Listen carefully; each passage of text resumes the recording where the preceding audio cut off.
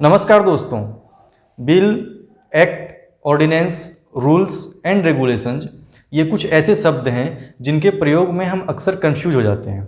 तो आज के इस वीडियो में हम इन्हीं शब्दों के बीच का अंतर जानेंगे। जैसा कि हम जानते हैं कि संसद कानून बनाती है और संसद लोकसभा, राज्यसभा और राष्ट्रपति से मिलकर बना होता है। तो कोई भी कानून बनाने के लिए दोनों सदनों यानी कि लोकसभा और राज्यसभा तथा राष्ट्रपति की सहमति आवश्यक होती है। सबसे पहले बात करते हैं बिल और एक्ट की। बिल का हिंदी में अर्थ होता है विधेयक और एक्ट का कानून या अधिनियम। किसी भी विषय पर कानून बनाने के लिए सबसे पहले उस कानून का एक ड्राफ्ट अर्थात मसौदा या रूपरेखा तैयार किया जाता है। जब इस ड्राफ्ट यानी कि मसौदे को लोकसभा या राज्यसभा में इंट्रोड्यूस किया जाता है तो इसे बिल अर्थात विधेयक कहते हैं। किसी भी विधेयक को लोकसभा या राज्यसभा में से किसी भी सदन में पहले इंट्रोड्यूस किया जा सकता है, कुछ विधेयकों को छोड़कर। इन विधेयकों के बारे में थोड़ी देर में बात करेंगे कि ऐसे कौन कौन से विधेयक हैं जिनके लिए ये निश्चित है कि उन्हें पहले किस सदन में पेश किया जाएगा। जब विधेयक को लोकसभा या राज्यसभा में से किसी एक सदन में इंट्रोड्यूस कर दिया जाता है तो फिर उस विधेयक पर उस सदन में डिस्कशन अर्थात चर्चा होती है। आवश्यकता पड़ने पर उस विधेयक को इन डेप्थ स्क्रूटनी यानी कि गहन जांच के लिए पार्लियामेंट्री कमिटीज यानी कि संसदीय समितियों के पास भी भेजा जा सकता है। फिर इस पर मतदान होता है और अगर उपस्थित सदस्यों में से आधे से अधिक सदस्य इसके पक्ष में मतदान करते हैं तो यह विधेयक उस सदन से पारित हो जाता है जिसमें इसे इंट्रोड्यूस किया गया था। और अगर विधेयक संविधान संशोधन यानी कि अमेंडमेंट ऑफ कॉन्स्टिट्यूशन से संबंधित हो तो उसे पारित होने के लिए 2/3 बहुमत यानी कि 2/3 मेजोरिटी की आवश्यकता होती है। इसे स्पेशल मेजोरिटी कहते हैं। एक सदन से पारित होने के बाद इसे दूसरे सदन में भेजा जाता है। यहाँ भी इस विधेयक पर चर्चा और मतदान होता है और अगर विधेयक को आवश्यक समर्थन मिल जाता है तो यह मतदान के बाद पारित हो जाता है। इस प्रकार दोनों सदनों से पारित होने के बाद बिल अर्थात विधेयक को राष्ट्रपति के पास भेजा जाता है। अगर राष्ट्रपति बिल यानी कि विधेयक को अपनी सहमति दे देते हैं तो यह बिल एक्ट बन जाता है और इसे कानून या अधिनियम भी कहा जाता है। राष्ट्रपति अगर चाहें तो मनी बिल अर्थात धन विधेयक और कॉन्स्टिट्यूशन अमेंडमेंट बिल अर्थात संविधान संशोधन विधेयक के अलावा किसी भी अन्य विधेयक को अपने रिकमेंडेशंस के साथ, अपने सुझावों के साथ सदन के पुनर्विचार हेतु इसे वापस सदन को भेज सकते हैं। सदन इस पर विचार करता है और सुझावों को मान भी सकता है या नहीं भी। अगर सदन अर्थात लोकसभा और राज्यसभा बिना राष्ट्रपति के सुझावों को माने हुए ही दोबारा उस विधेयक को राष्ट्रपति के पास भेजते हैं तो राष्ट्रपति को अपनी सहमति देनी ही होती है, क्योंकि संविधान के आर्टिकल 111 में ऐसा लिखा हुआ है। लेकिन हमारे संविधान में कहीं भी ऐसा नहीं लिखा हुआ है कि राष्ट्रपति को कितने दिनों के अंदर उस विधेयक को वापस सदन को लौटाना है। कुछ मौक़ों पर ऐसा हुआ है जब राष्ट्रपति ने न ही तो विधेयक को अपनी सहमति दी और न ही इसे सदन को लौटाया। उदाहरण के लिए वर्ष 1986 में राजीव गांधी सरकार के दौरान एक बिल लाया गया था जिसका नाम था the Indian post office amendment bill. इस बिल को तत्कालीन राष्ट्रपति श्री ज्ञानी जैल सिंह जी ने न ही तो लौटाया और न ही इस पर अपनी सहमति दी। इस प्रकार यह बिल कभी एक्ट नहीं बन पाया। राष्ट्रपति के इस शक्ति को पॉकेट वीटो कहते हैं, अर्थात किसी विधेयक को अपने पॉकेट में रखकर बैठ जाना। अब आप समझ गए होंगे कि जब किसी बिल अर्थात विधेयक को लोकसभा और राज्यसभा तथा राष्ट्रपति से सहमति मिल जाती है तो यह एक्ट अर्थात कानून या अधिनियम हो जाता है। अब बात करते हैं उन विधेयकों के बारे में जिसके लिए यह अनिवार्य है कि उसे पहले लोकसभा में ही इंट्रोड्यूस किया जाएगा। इसके एग्जाम्पल हैं मनी बिल यानी कि धन विधेयक, फाइनेंस बिल यानी कि वित्त विधेयक और बजट।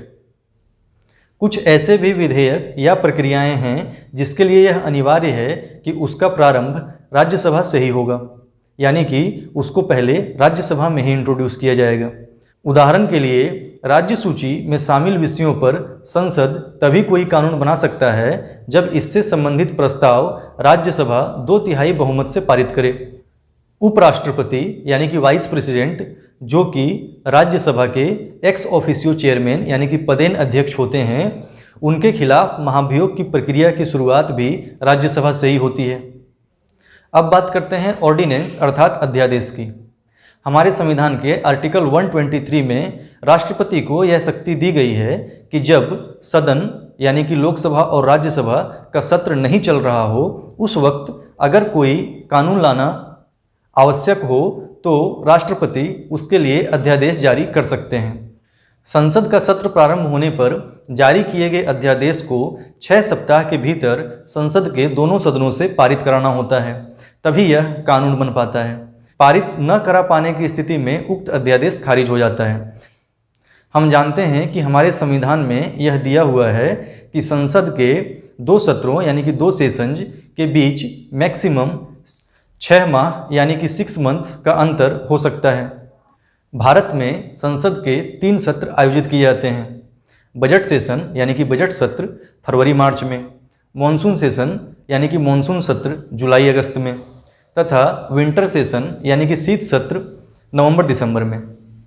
राज्यों के केस में आर्टिकल 213 के अनुसार अध्यादेश जारी करने की शक्ति राज्यपालों को दी गई है। याद रहे कि राष्ट्रपति केंद्रीय मंत्रिपरिषद और राज्यपाल संबंधित राज्य के मंत्रिपरिषद के सलाह पर ही ऐसा कर सकते हैं। जिन कृषि कानूनों को लेकर किसान अभी तक दिल्ली बॉर्डर पर प्रदर्शन कर रहे हैं, उन कृषि कानूनों को अध्यादेश के रूप में ही लागू किया गया और बाद में इसे संसद से पारित करवा लिया गया। Rules and regulations. Generally rules और रेगुलेशंस दोनों शब्दों का प्रयोग समान अर्थ में किया जाता है, किंतु दोनों में कुछ अंतर हैं। रूल्स और रेगुलेशंस के बीच के इस अंतर को समझने के लिए हम सिटीजनशिप अमेंडमेंट एक्ट का उदाहरण लेंगे। सिटीजनशिप अमेंडमेंट एक्ट 2019 10 जनवरी 2020 से ही प्रभावी हो गया है, किंतु 1 वर्ष से अधिक समय बीत जाने के बाद भी इसके रूल्स नोटिफाई नहीं किए गए हैं, जिसके कारण इस कानून का उपयोग करते हुए किसी भी व्यक्ति को अभी तक भारत की नागरिकता नहीं दी जा सकी है। सिटीजनशिप अमेंडमेंट एक्ट में यह कहा गया है कि 31 दिसंबर 2014 से पहले पाकिस्तान, अफगानिस्तान और बांग्लादेश से आए हिंदू, सिख, जैन, बौद्ध, पारसी और ईसाई धर्म के लोगों को भारत की नागरिकता दी जाएगी। इस एक्ट में दिए गए ये डिटेल्स कि किन किन लोगों को भारत की नागरिकता दी जाएगी तथा इसके लिए क्या कट ऑफ डेट होगा, ये रेगुलेशंस के उदाहरण हैं। अब हम रूल्स को उदाहरण से समझते हैं। इस एक्ट में सिर्फ अभी यह कहा गया है, यानी कि ये रेगुलेशंस तय किया गया है कि किन किन लोगों को भारत की नागरिकता दी जाएगी और उसके लिए क्या शर्तें होंगी। लेकिन ऐसे लोग जो भारत की नागरिकता इस कानून का उपयोग करते हुए लेना चाहते हैं, उनको किस प्रकार का डॉक्यूमेंट सबमिट करना होगा, यह प्रूव करने के लिए कि वो भारत में 31 दिसंबर 2014 से पहले से रह रहे हैं, क्या डॉक्यूमेंट देना होगा। फिर उन सभी डॉक्यूमेंट्स को किस ऑफिसर के पास या किस ऑफिस में जमा करना होगा, कौन सा ऑफिसर उन डॉक्यूमेंट्स की स्क्रूटनी करेगा, फिर स्क्रूटनी के बाद कौन सा ऑफिसर उन सभी लोगों को नागरिकता देगा तथा नागरिकता देने के लिए अन्य सभी शर्तें क्या होंगी, यह सब रूल्स में नोटिफाई किया जाता है। हम कई बार लोकसभा को निम्न सदन और राज्यसभा को उच्च सदन, यानी कि लोकसभा को लोअर हाउस और राज्यसभा को अपर हाउस कह देते हैं, किंतु हमारे संविधान में कहीं भी लोकसभा को लोअर हाउस या राज्यसभा को अपर हाउस नहीं कहा गया है। दरअसल यह दोनों शब्द लोअर हाउस और अपर हाउस ब्रिटेन के पार्लियामेंट से लिया गया है, जहां हाउस ऑफ कॉमन्स को लोअर हाउस कहा जाता है और हाउस ऑफ लॉर्ड्स को अपर हाउस कहा जाता है। उम्मीद करता हूं कि अब आप इन शब्दों के बीच का अंतर समझ गए होंगे और इन शब्दों के प्रयोग में आपको कोई कन्फ्यूजन नहीं होगा। धन्यवाद। Thank you for watching. For more such videos, please subscribe the channel and hit the bell icon.